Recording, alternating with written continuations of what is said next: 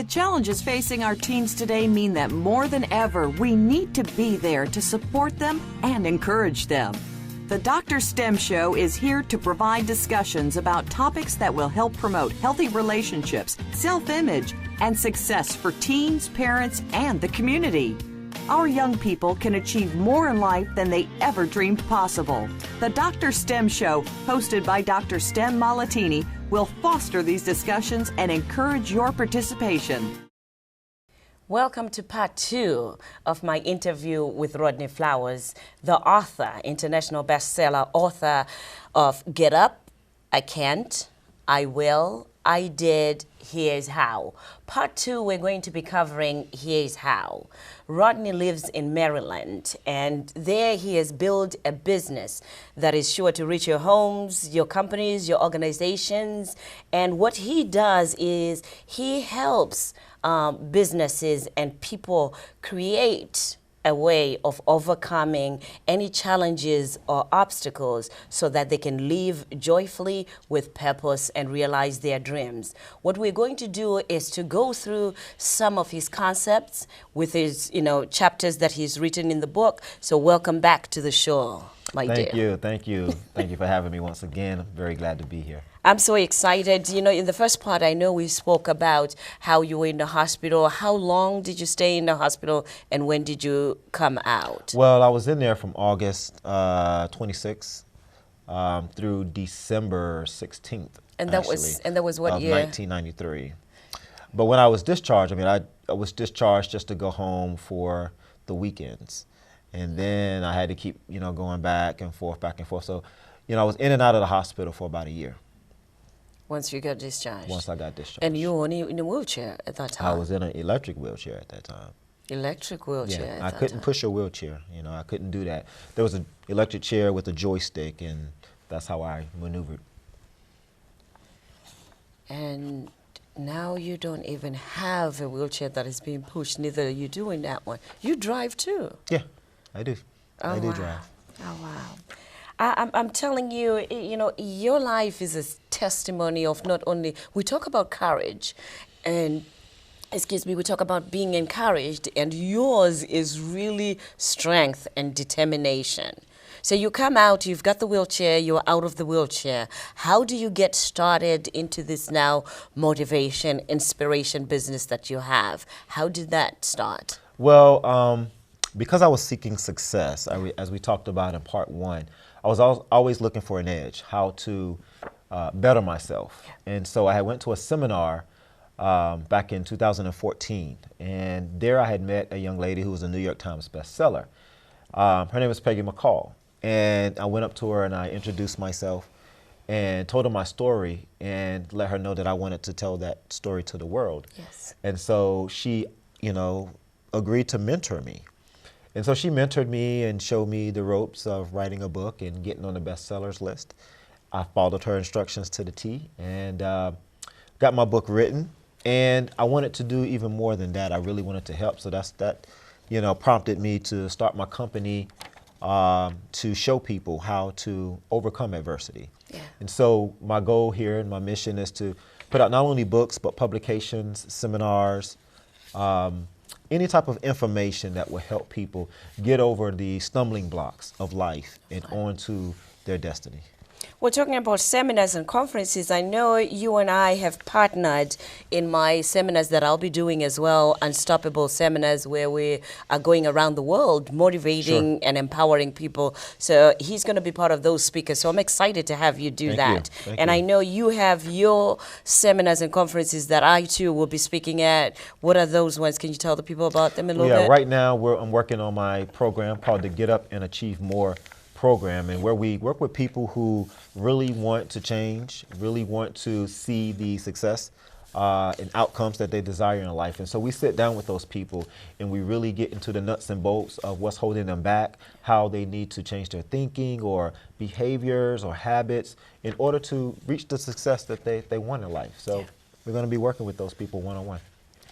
I was reading your book, and again, his book is Get Up, I Can't, I Will, I did, and here's how. You have to get a copy of this book. But what intrigued me was not only the foreword that was written by the people that wrote you the foreword, I also loved how Bob Proctor put his heart into this book when he was, writing about it. I'll just read you, a couple paragraphs that were phenomenal. It made me say, you know what, I'm going to recommend this and recommend this book here because it is a how. He said, Rodney's life demonstrates that it's what we think that ultimately manifests into results.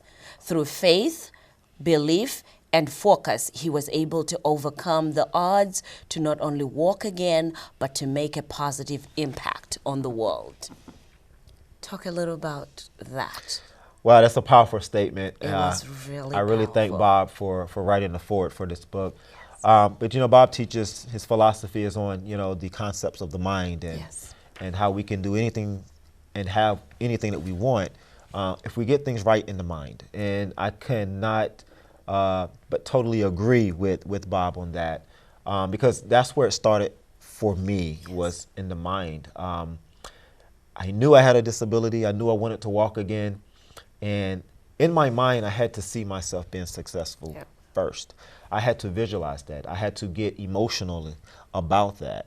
And that was the turning point in my life. It's just realizing that regardless of what my environment is demonstrating to me, I'm a creative being. Yes. I can decide whether I accept what's being put in front of me, the ideas that are going into my mind, the way that things look.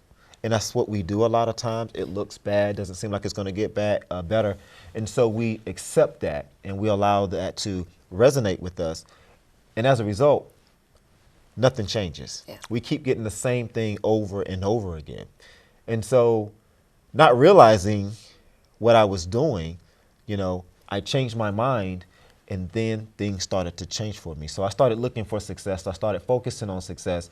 And as a result, opportunities started to come my way. And it's just a continuous wave of opportunities.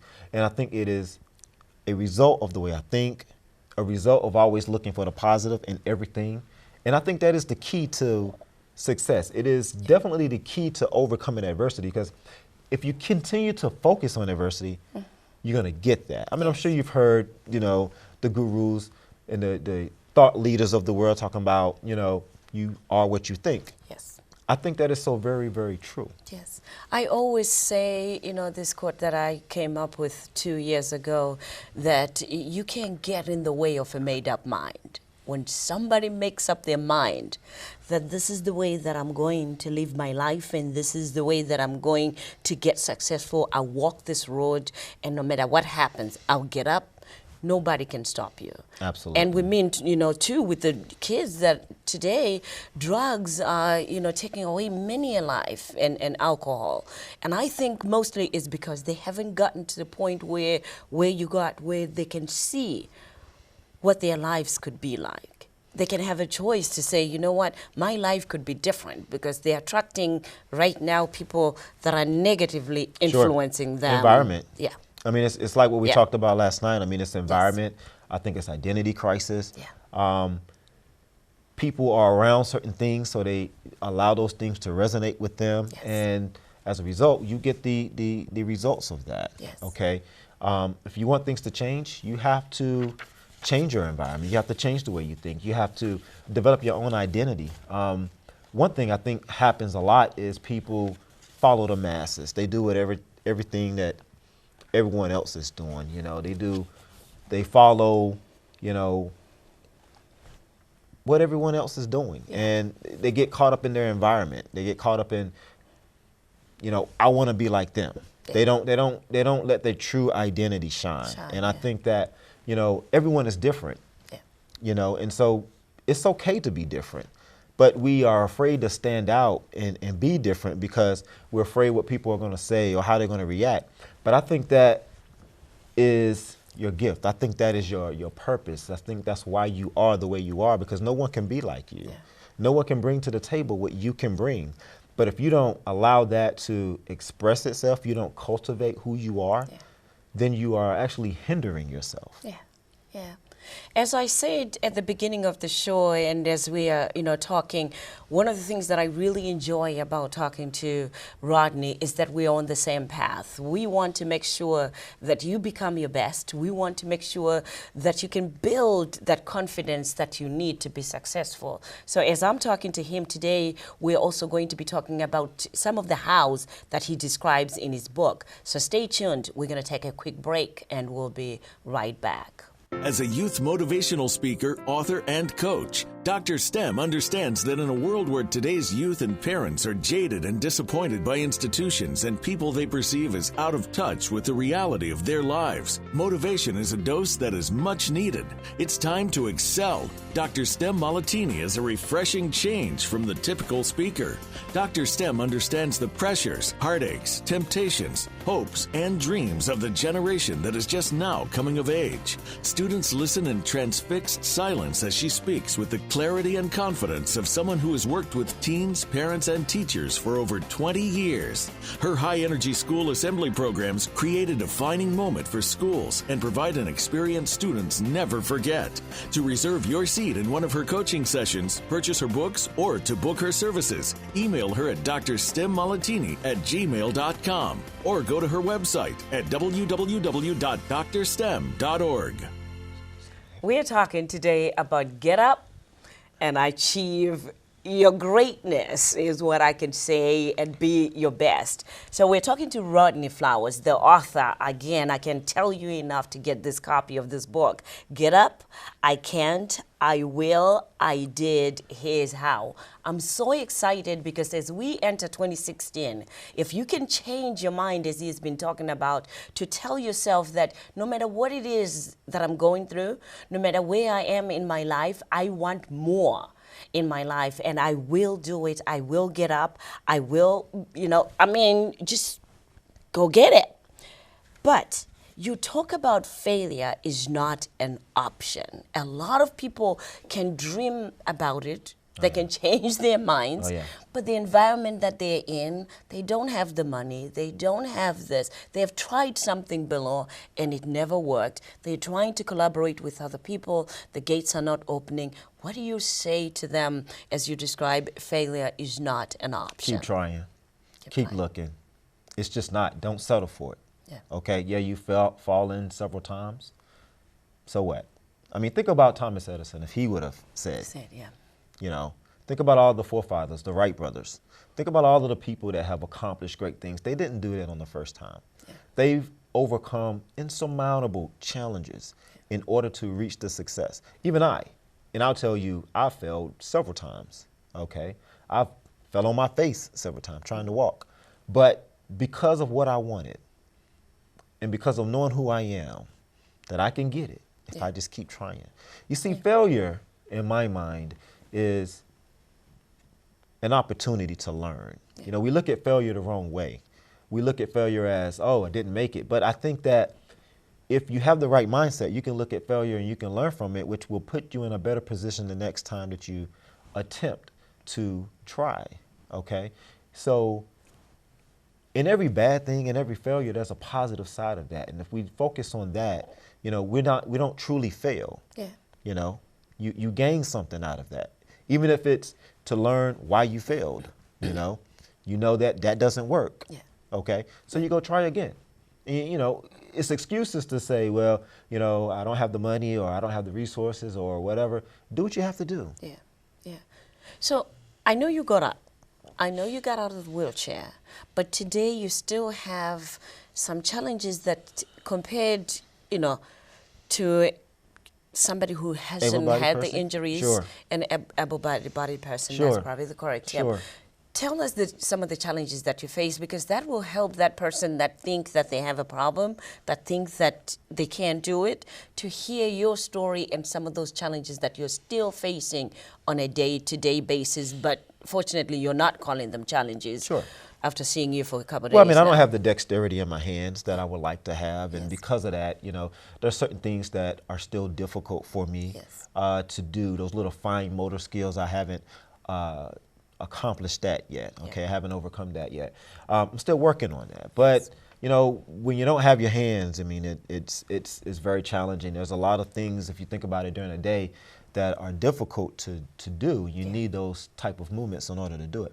So that's one of them. I mean, obviously, I can't walk as fast as I would like to. I still have to use crutches, and there are some personal things that I still need assistance with. Yes. But I don't allow that to stop me Yeah. doing what it is that I want to do in life, you know. I work around it. Yeah. I figure out a way to get those things done in order so I can do what it is that I'm trying to do. And asking for help, was that something that you struggled with? Because then it sounds like now you have to ask for help more than what you probably did prior to the injury. Absolutely, yeah. I mean, it takes a lot of courage sometimes to ask for help with certain things, but, you know, I think about what's important. Yeah. What is the desired outcome? Yes. And if asking for help is necessary in order for me to reach my desired outcome, then it's a step in the process. It's a step forward in the journey, okay? And quite frankly, there's nothing wrong with asking for help. Obviously, I would like to be as independent as I can, but as long as I'm continuing to work on that and I can feel comfortable in myself that I'm putting forth the necessary effort to gain that independence, then asking for help when it's necessary is just part of the game. It's just part of, you know, what I have to do. Yeah. I know picking you up from the airport yesterday, we were talking about some of the challenges that you go through the airports and, you know, going. I mean, I actually was mad about it to say, why can't we accommodate, you know, people that have your handicap more? Well, I don't consider myself as a handicap. I don't have a handicap. What I have a disability, okay, physical disability, but I don't have a handicap. I think there's a distinguishment between handicap and disability. And I really wish that they would change that, because everyone that's disabled are not handicapped. We are very capable of, I don't even really like the word disabled, because I think just because a person has a physical challenge, that doesn't make them less capable. In a lot of cases, that person is more capable because they understand problem solving, they understand how to get around the issue, all right, that's at hand, that they have to live with every day, in order to be productive. So that person has a different frame of mind than an able-bodied person in some cases, because an able-bodied person look at a challenge and say, oh, I can't do it, but now that this is part of my life, I always have to look at this challenge as, how am I going to overcome it? Yeah. All right, and I don't think there's any disability in that. I don't think there's any handicap in that. And I like the way that you said, I wish they could change it, because then it's terminology. There's terminology that was created, and then when people say it, it's the terminology that's out there. You see they parking, and it says handicap. But then when I mean, it's good to get to know that there's another person. I mean, that person is no different from an able-bodied person just because they have a physical challenge. I mean, they want to be productive and have a job and a family just like any other person would, but now they have to have the label of disabled or handicapped on their back. So now they're categorized, which I think is unfair. I mean, because if I'm an employer and I'm looking for people to work in my organization, the first place that I will probably avoid is people that are labeled handicapped or people that are labeled disabled, but it's not their fault. This is something that has been put upon them by society. So I think, it's a great conversation that we're having now, because then the way that I see, it's a terminology that was put in there, as I say to you. So then it's somebody that says to me, well, you're black, and, I mean, this is the thing, I'm not focusing on that. And I've taught the, adolescents and youth that I speak to say, look, they can call you any name, and you have to see the context that is being said, for one, but who are you as a person?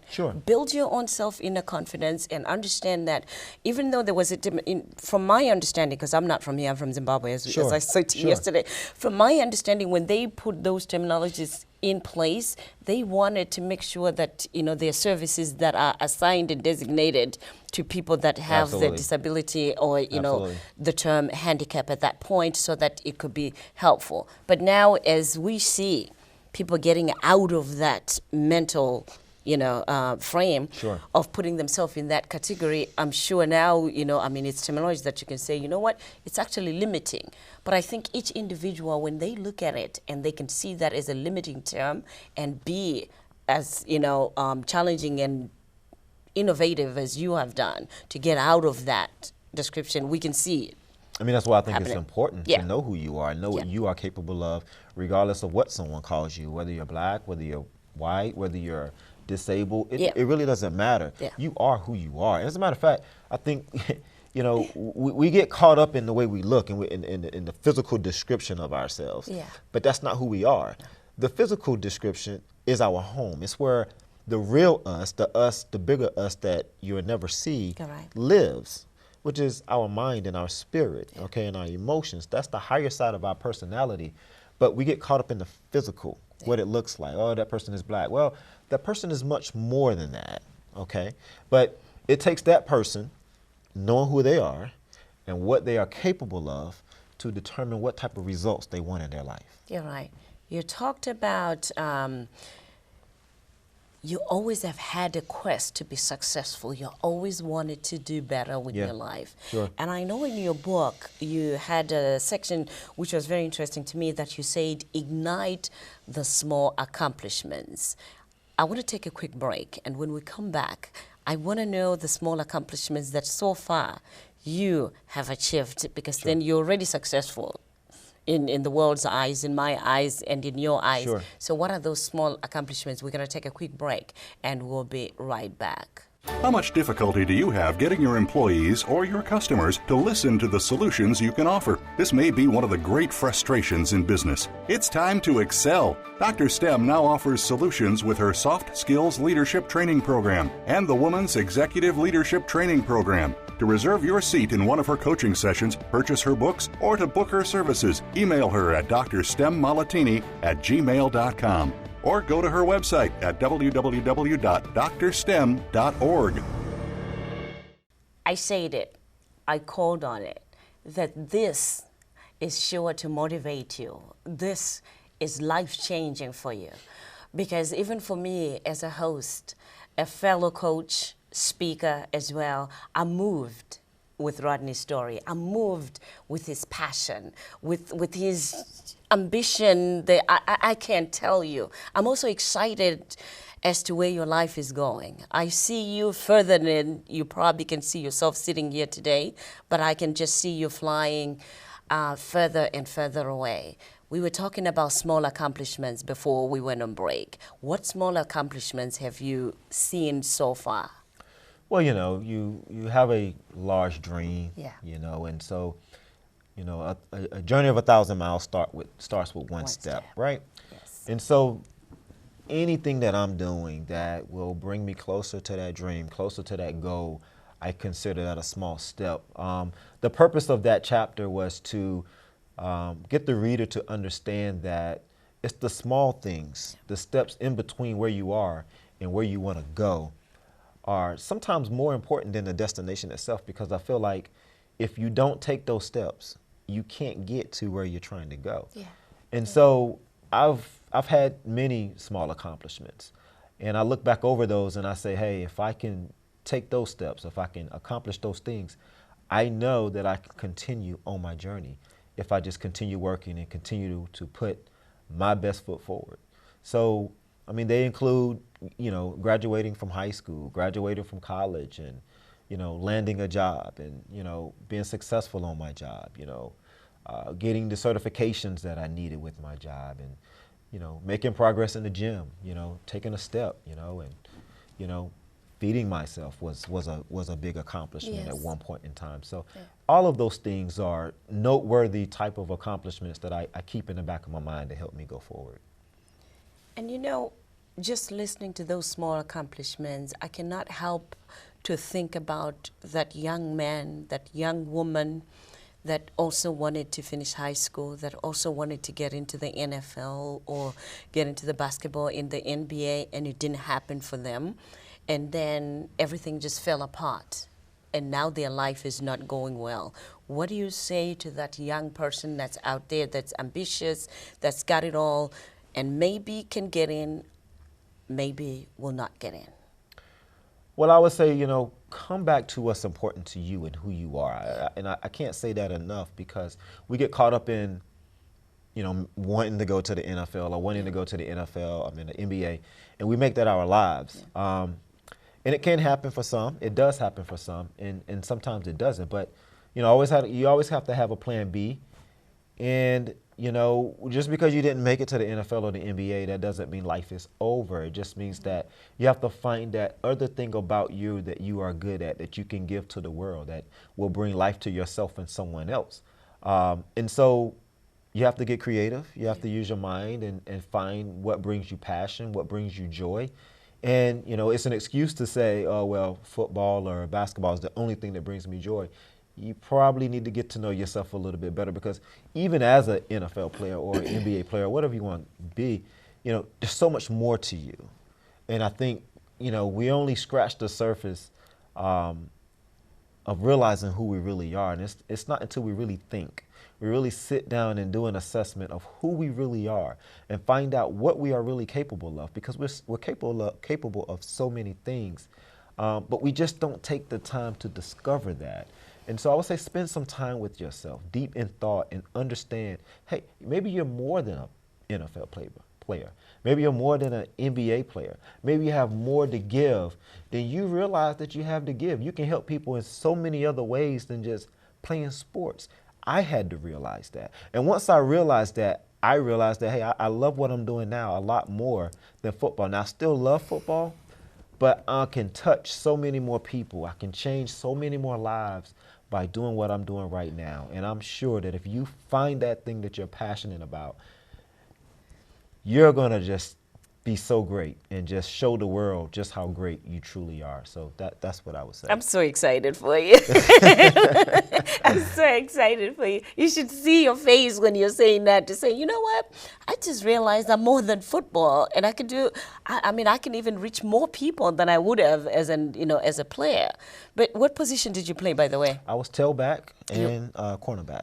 You were tailback and cornerback. Yeah. Do you see how you're now playing football Yes. at a world arena? Yes. And I mean, you get to call the plays. Yes. You're also, the referee, you're the Yes. coach, and you get to say when, you get to stop, you get to score when you want to score Sure. it. I mean, I'm just like so excited because I'm seeing the game. I have to accredit that to my mother once again, because you just brought it back to me. I remember having a conversation with her early in my injury about, Mom, I wanted to play football. I promised to buy her a house. Those dreams. Yeah. And she said, well, you just have to play football in your mind, and every accomplishment that you make, that's a touchdown. And so I've been playing football ever since I got hurt. Ever since I changed my mental attitude, I realized that the challenges were the certain downs that were preventing me from making the first down or making the touchdown or scoring. What do I need to do in order to get into the end zone? Yep. And so that's how I do it now. I Yep. just play that game in my mind. And you're a winner in every game. That's the thing. The competition is there, but you're winning in every game. Well, when you look at yourself in the mirror, Yeah. the biggest competition that you'll ever have is the reflection that's looking back at you. You're not competing with the world. You're competing with yourself, trying to be the best self that you can be, trying to pull out all of those gifts and ideas and dreams out of you. Your paradigm wants to stop you. Your environment wants to stop you. So you have to compete with that in order to win. That is the secret. And you know what? We found that out. So, Steve Harvey, get ready, because we're both coming on your show. We're also coming to you to speak at the youth programs. He's got these big youth programs he Sure. does at Disney. Sure. We're going to be speakers right there as well. So, watch out, sir. We are coming on your show. You know what? I cannot tell you enough how excited I am about what you're doing, what we will be doing together, because it's about motivated. Sure. It's about empowerment. We're both inspirational speakers as Sure. well, I think. And at the same time, to see your light ignite the way that it's continuing to ignite, and you continue to see the light that is within you, is empowering. Thank you. In itself. So I just Thank you want to very much. thank you, congratulate you, and say, hey, you done it. Thank you. You Thank for having you me done on did the it. show. Done did it. But thank you. No, thank you for having me on the show. And to the audience out there, you can reach me at www.rodneyflowers.com. Please have any questions, email me. I'm very active on social media. You can reach me at rodneyflowers.com. I'm also on Facebook at facebook.com, Rodney Flowers Fans. You can reach me on Twitter at RodneyFlowers22. Be happy to talk to you. We're coming to your neighborhoods with the speaking engagements. So be ready and get your copy at Amazon, as we said, as well as on his website. His book, Get Up, I Can't, I Will, I Did. Here's how. He'll tell you everything that you need to know for your life today and 2016. Don't forget to also get his book, Essential Assertions, that he has. It's unlocking the power within, realizing your self-empowered potential and taking advantage of life's opportunities. Rodney Flowers, thank you again. Thank you. And thank you for watching the Dr. STEM Show.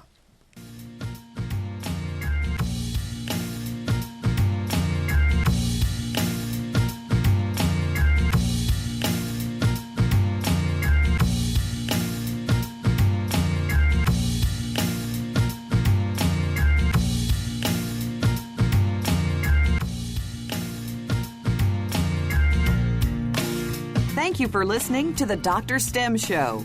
Have a terrific week.